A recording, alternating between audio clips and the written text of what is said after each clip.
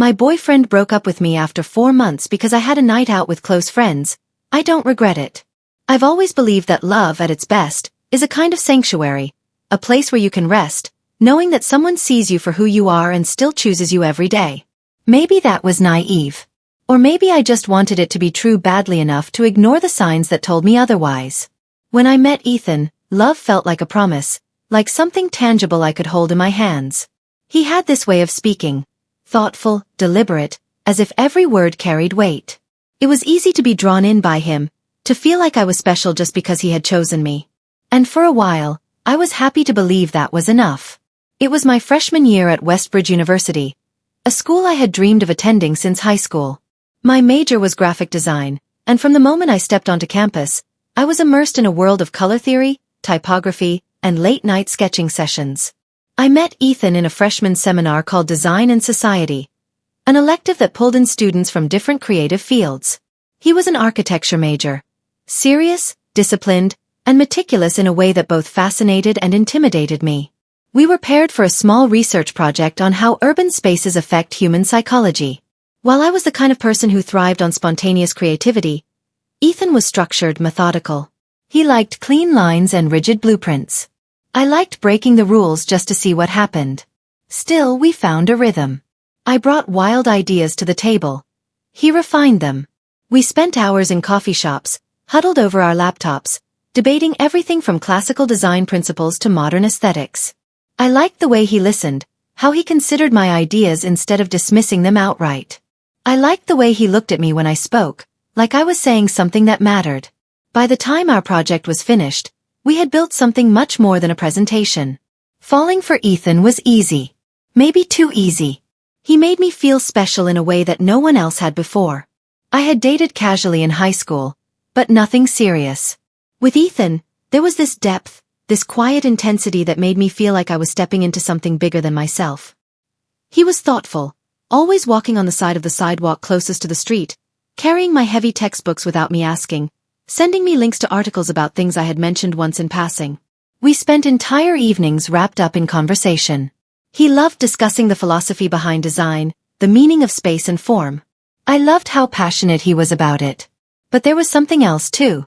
Something beneath the surface that I didn't quite understand yet. Ethan had grown up in a deeply religious, conservative household. His views on relationships, marriage, and intimacy were shaped by those values. At first, it intrigued me, the idea of someone with such a strong moral compass, such unwavering beliefs. But I didn't stop to consider what that might mean for me. I figured love was about compromise. That if we cared about each other enough, we could bridge any gap. I had no idea then just how much I would be expected to sacrifice to keep us together. Looking back, I can pinpoint the exact moment when something shifted. It wasn't dramatic. Not a fight, not a betrayal, just a small, almost imperceptible shift in the air between us. It happened on a Friday night, a few months into our relationship. A group of my friends had invited me out for drinks. Just a casual get-together at a bar near campus. I had mentioned it to Ethan earlier in the week, and he hadn't said much about it, so I assumed it wasn't a big deal. But that evening, as I was getting ready, my phone buzzed. "Hey, are you sure you want to go out tonight?" I frowned at the screen. "Me, yeah, why? I just feel like we haven't had much time together lately. And bars. You know how people can be." Something about his wording rubbed me the wrong way. You know how people can be. What did that even mean? "It's just a few hours, Ethan. I'll text you when I get back." A long pause. Then, finally, "Ethan. Okay. Just be careful." At the time, I convinced myself it was sweet, that he was just protective. But when I got home that night, something was different. He was quiet. Distant. When I kissed him, he kissed me back, but it felt off. I asked if he was okay. He said he was just tired. I believed him. Ethan never forbade me from doing anything. He never yelled, never made outright demands. But over time, I started changing in ways I barely noticed. When my friends asked me out, I hesitated before answering. When I worked late in the studio, I checked my phone obsessively, worried about how Ethan might feel. When I laughed too loudly at another guy's joke, I caught myself wondering if Ethan would think it meant something more. It wasn't fear, exactly. It was just an awareness. A constant, nagging awareness of what he wouldn't say out loud. I told myself it was normal.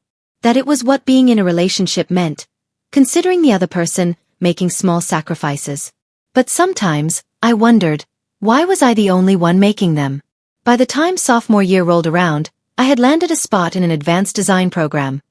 One that required a major group project that would take months to complete.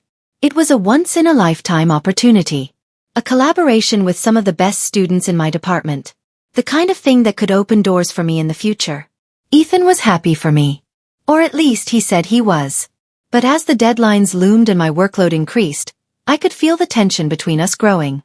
One night, after I mentioned that I'd be staying late at the campus library to work with my group, his expression shifted. "You're spending a lot of time with them," he said. I blinked. "Yeah. It's a huge project." His jaw tightened. "And you have to stay all night?" I sighed, already exhausted from the conversation before it had even begun. "It's not like I want to, Ethan. We just need to get it done." He didn't say anything. Just nodded stiffly, like he was filing the information away for later. I didn't know it then, but that night was the beginning of the end. The night before my big project session, I already knew Ethan was upset, even though he hadn't said much. That was the thing about him. He didn't need to say it outright. He let it simmer under the surface, in the way he sighed when I checked my messages, in the way he lingered at the doorway as I packed my laptop bag. It was like standing in a room where someone had turned the thermostat down just a few degrees. Subtle, but noticeable. "Are you sure you have to stay the whole night?" he finally asked. I glanced up from my desk.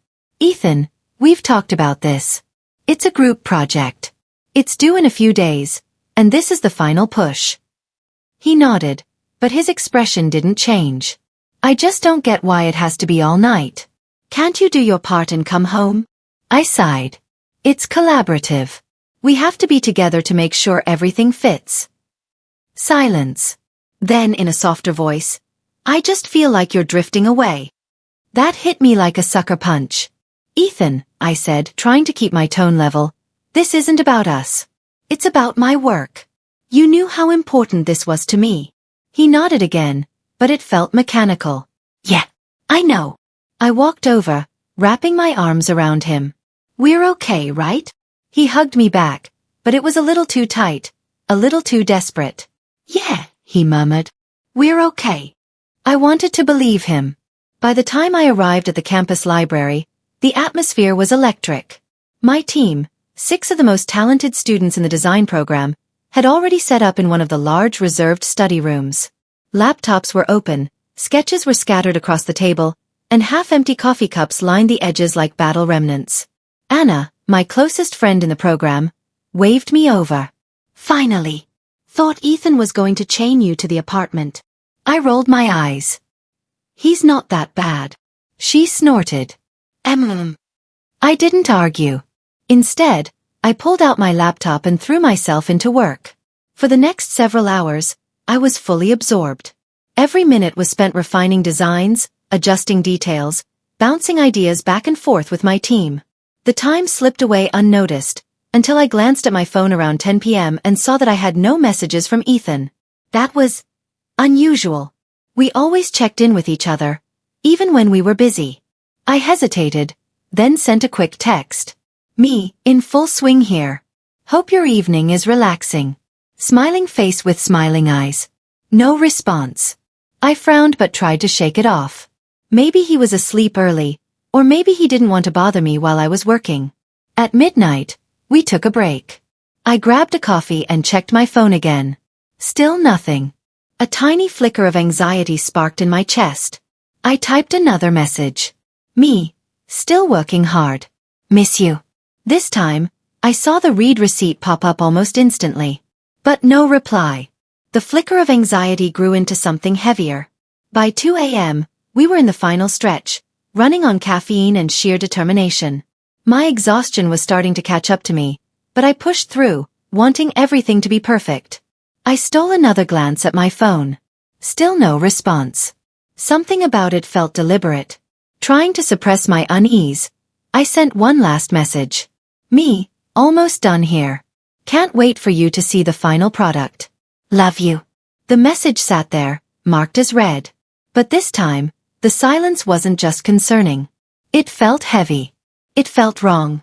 By 5:30 a.m., our project was finally complete. The room was filled with a collective sense of exhaustion and pride as we admired our work. A beautifully integrated presentation of abstract shapes, textures, and lighting effects. My team exchanged high fives and half-hearted cheers before packing up. Most of us could barely keep our eyes open. I made my way home just as the sun began to rise, painting the sky in soft pinks and oranges. I wanted nothing more than to crawl into bed beside Ethan, to smooth over whatever tension had been between us the night before. But when I stepped into the apartment, something felt off. The lights were off. The air was still. I walked toward the kitchen and froze. There, on the counter, was a note. Went out to clear my head. We'll talk later. My stomach twisted. I had seen Ethan leave notes before. Little reminders, sweet messages. But this was cold. I stared at the words, trying to decipher the exact tone behind them. Was he angry? Disappointed? Did he need space, or was he punishing me? I took a shaky breath and collapsed onto the couch, exhaustion washing over me in waves. I would talk to him when he got back. We would fix this. I just had no idea how badly things had already spiraled. A few hours later, my phone rang. I reached for it groggily, barely registering the name on the screen before answering. Ethan. My voice was thick with sleep. Where are you? For a second there was nothing. Just silence. And then, a sound. A soft, breathy moan. My mind struggled to process it. Was that? More noises followed. Quiet gasps, the unmistakable rustle of sheets. My blood ran cold. I sat up so fast the blanket slid off me. Ethan. My voice was sharper now. Urgent. There was a pause. Then his voice, low, taunting. I wanted you to hear what you've been missing. My entire body went numb. It took me a second to even breathe. What the hell are you doing? My voice was barely above a whisper. A muffled laugh. More movement in the background. And then, just as cruelly. Maybe now you'll understand how it feels to be unwanted. Click. The line went dead. I sat there, frozen, the phone still pressed to my ear. The world blurred around me, my mind struggling to make sense of what had just happened. And then, as the full weight of his betrayal hit me, I shattered. There's a moment after a deep betrayal where your brain refuses to process it. A split second where reality bends around you, where your body and mind disconnect because accepting the truth all at once would be too much. I sat there, still clutching my phone, staring at nothing. The silence in the apartment was deafening, broken only by the faint hum of the refrigerator and the sound of my own breathing, shallow, uneven. I wanted you to hear what you've been missing. His voice echoed in my head, over and over, until I thought I might scream just to drown it out. I pressed my fingers against my temples, squeezing my eyes shut as if that would block out the images forming in my mind. The movements, the sounds, the deliberate cruelty of his words. This wasn't a mistake. This wasn't a moment of weakness. This was punishment. And it worked. I felt broken. My hands were shaking so badly that I nearly dropped my phone when I unlocked it. Without thinking, I scrolled through my contacts until I landed on a name. Anna. I barely managed to press the call button before my breath hitched in my throat. She picked up almost immediately. Hey, what's up?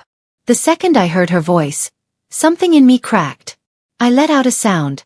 Half a sob, half a breath I didn't even know I was holding. Whoa. What happened? Her tone shifted instantly, sharp with concern. I can't. My voice broke completely. Where are you? She asked, already moving past the questions she knew I wasn't ready to answer. At home, I whispered. Anna, I'm coming. Stay put. The call ended, and I dropped my phone onto the couch.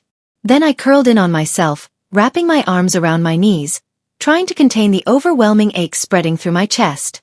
15 minutes later, there was a frantic knock at the door. I barely had the strength to stand, but I forced myself up, my legs feeling like they weren't fully connected to my body.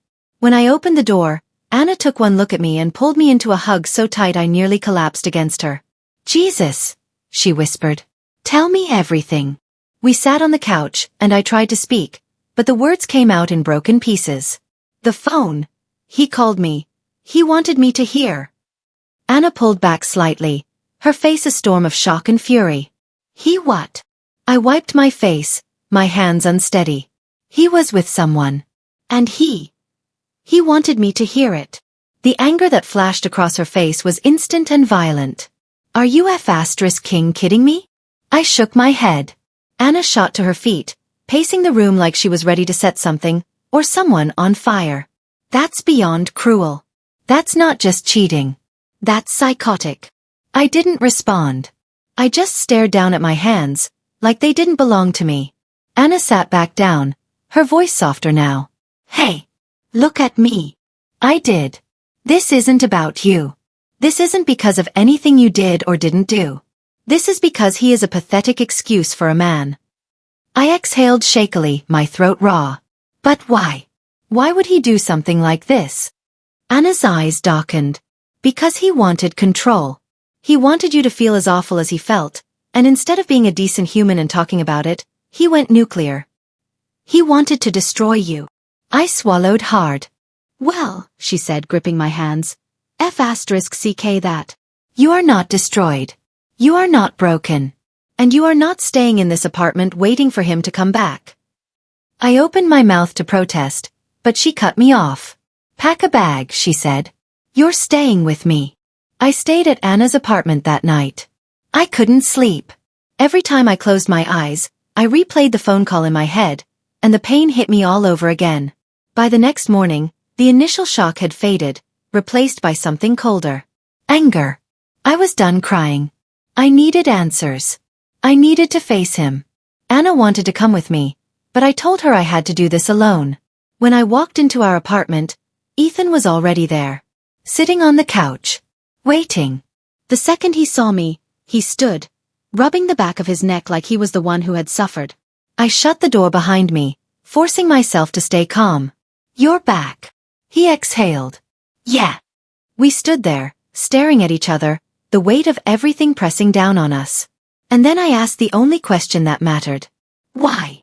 Ethan's jaw tensed. Because I felt like you didn't care anymore. I flinched. So your solution was to call me while you were with someone else? His gaze flickered. I wasn't thinking. *T, I snapped. You knew exactly what you were doing.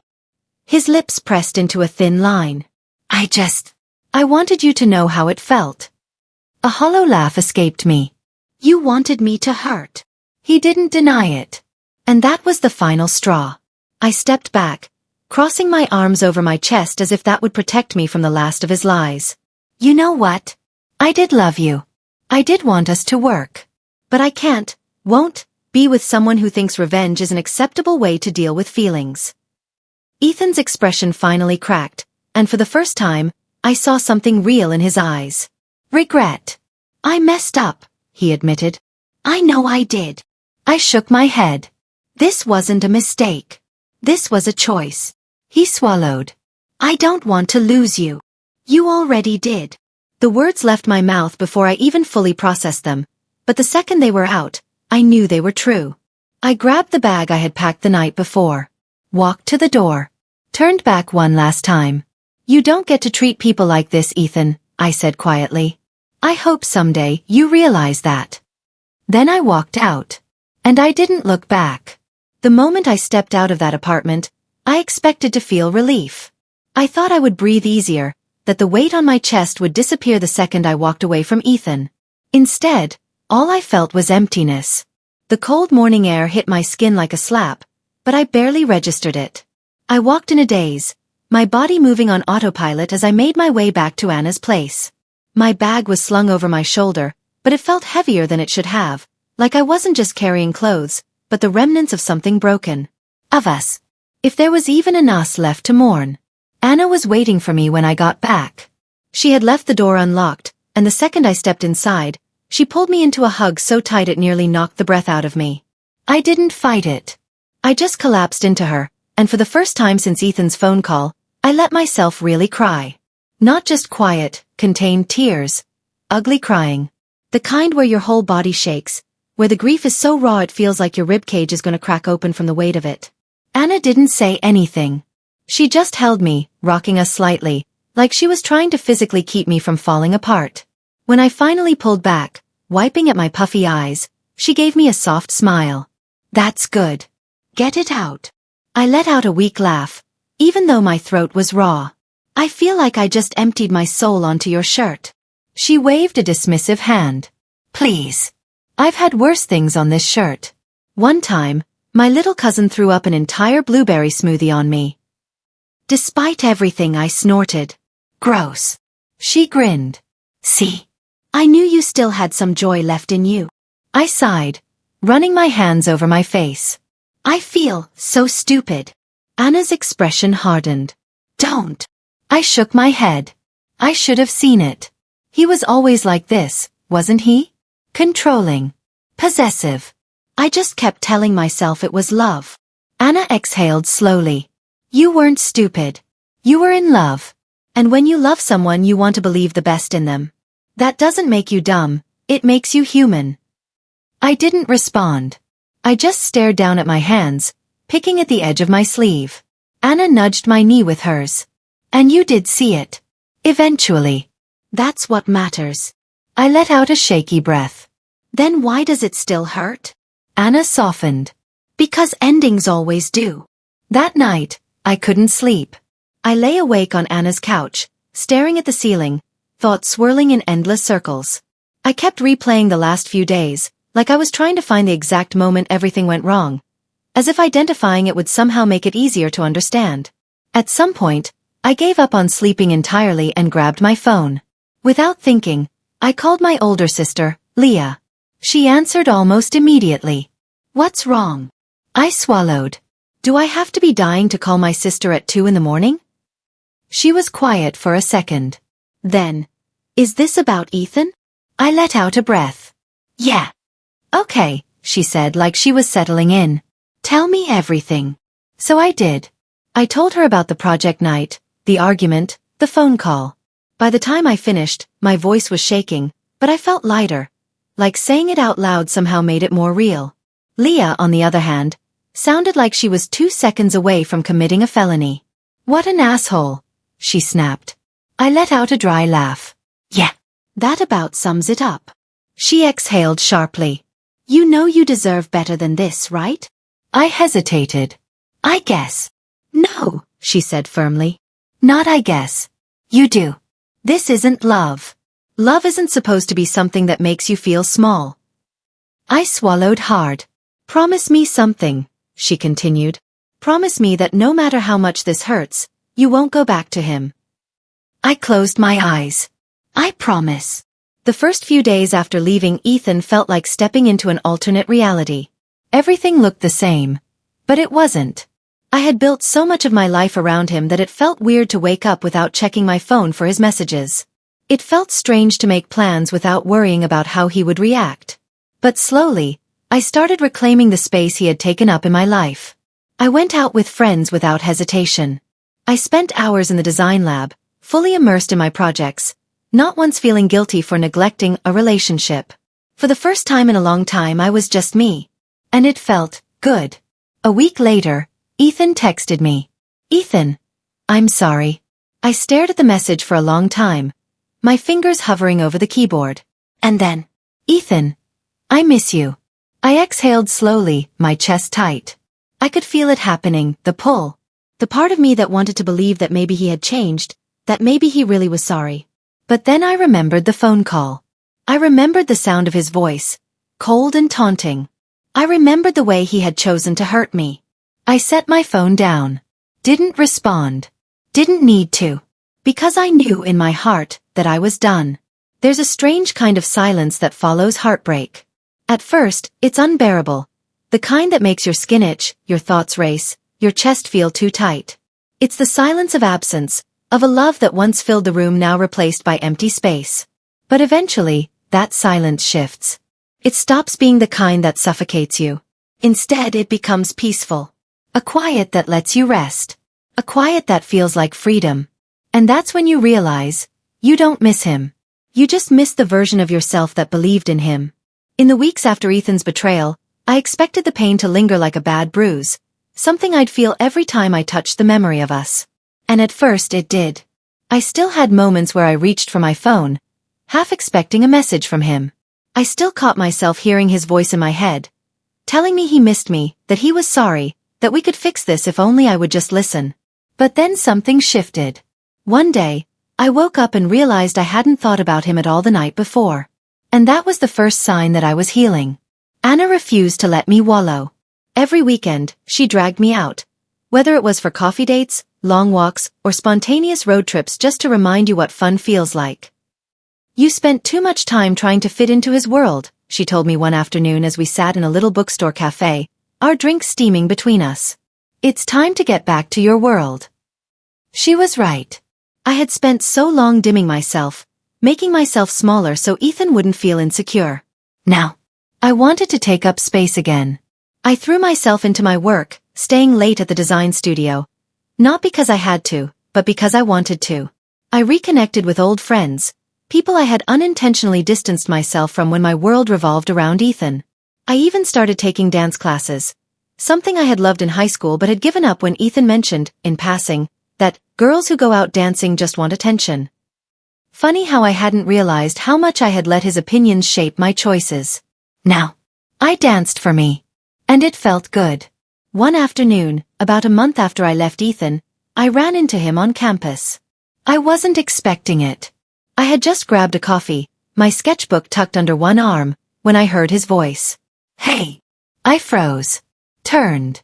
And there he was, standing a few feet away, looking almost exactly the same, but somehow, smaller. For the first time, I didn't feel the old pull in my chest. I didn't feel my breath catch, my stomach twist. I just felt nothing. He shifted awkwardly, rubbing the back of his neck. I wasn't sure if I should say hi. I shrugged. Well, you did. He hesitated, then exhaled. I wanted to say I'm sorry. Really. I was a mess back then, and I took it out on you. I know I can't undo what I did, but I regret it. I regret all of it. I looked at him for a long moment. And maybe the old me would have wanted this, would have wanted to hear him say those words, to find closure in his regret. But standing there I realized, I didn't need his apology. I had already given myself closure. So I just nodded. I hope you learn from it. Then I walked away. And for the first time in a long time, I felt free. Healing isn't a straight line. Some days, I still wake up feeling the phantom ache of what I lost. Not Ethan, but the version of love I thought I had with him. But I also wake up knowing that I am stronger now. That I am no longer the girl who bends herself to make someone else comfortable. I have learned that real love doesn't make you feel small. And when I find it again, when it's real, I'll know the difference. Until then, I have me. And that's enough.